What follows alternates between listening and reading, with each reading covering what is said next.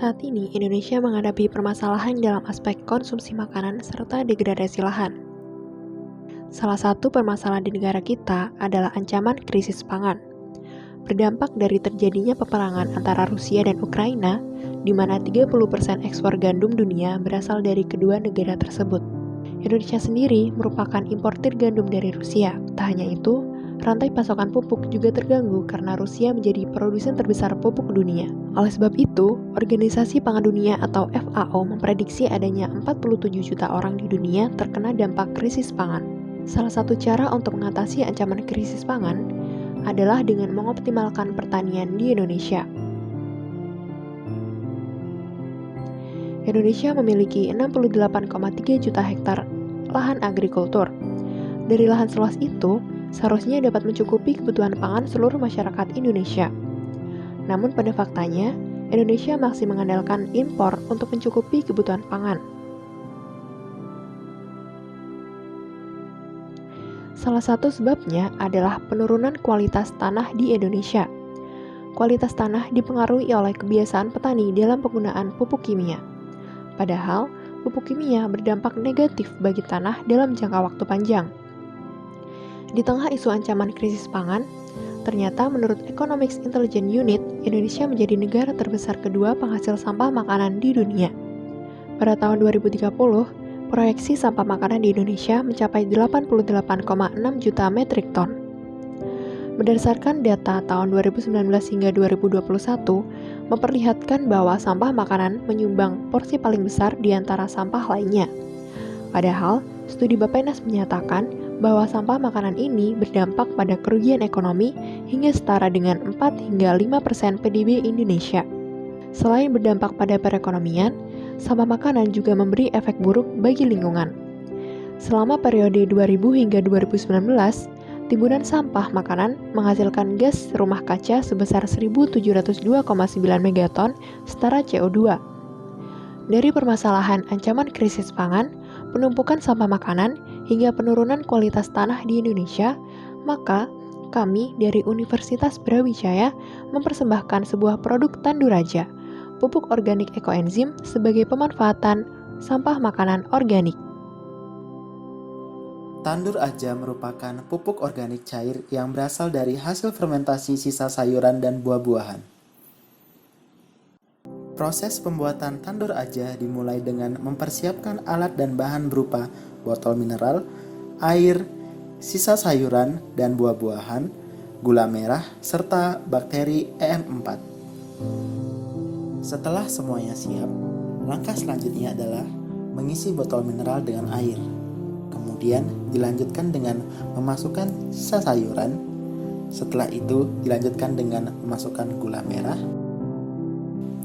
Kemudian dilanjutkan dengan memasukkan sisa kulit jeruk atau jenis kulit buah lainnya. Dan terakhir ditambahkan dengan bakteri EM4. Komposisinya adalah 3:1:10, di mana 3 untuk sisa sayuran dan buah-buahan, 1 untuk gula merah, dan 10 untuk air. Setelah semua dimasukkan, proses selanjutnya adalah dikocok hingga tercampur rata. Produk Tanduraja memiliki keunggulan aroma yang segar dan proses fermentasinya yang terbilang lebih cepat. Tanduraja dikemas dalam botol 500 ml dengan kemasan yang kuat dan kokoh. Cara penggunaan produk Tanduraja adalah dengan mencampurkan sebanyak 100 ml cairan Tanduraja ke dalam 1 liter air. Analisis usaha Tanduraja. Adapun berikut merupakan analisis pastel dari Tanduraja yang digunakan untuk mengetahui keadaan lingkungan eksternal yang berpotensi mempengaruhi bisnis Tanduraja.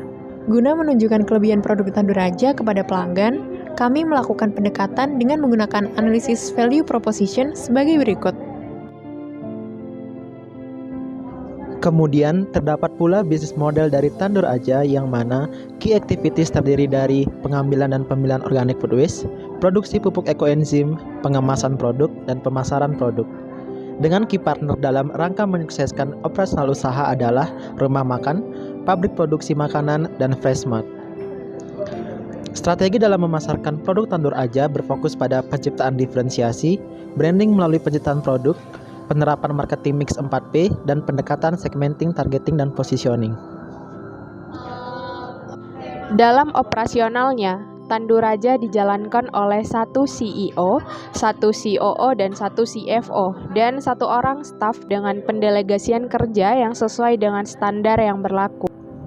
Dalam aspek keuangan, Tandu Raja memerlukan modal awal dan investasi sebesar Rp13.500.000 untuk biaya produksi dalam 1 bulan dengan menggunakan modal pribadi.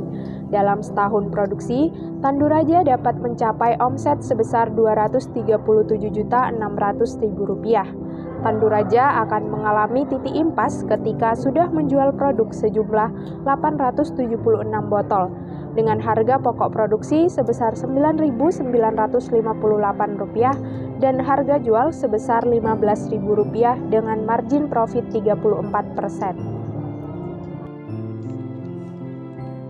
Peningkatan jumlah populasi manusia otomatis membutuhkan ketahanan pangan yang kuat.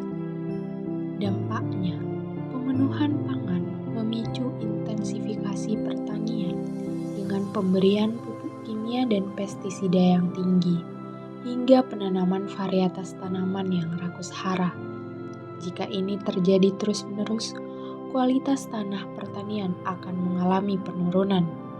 Oleh karena itu, Tandu Raja dapat menjadi solusi dalam mengoptimalkan penguatan dan perluasan ketahanan pangan yang berkelanjutan, baik dari kesehatan tanah, pangan yang sehat dari hasil pemupukan organik yang memiliki kualitas dan kandungan nutrisi yang baik.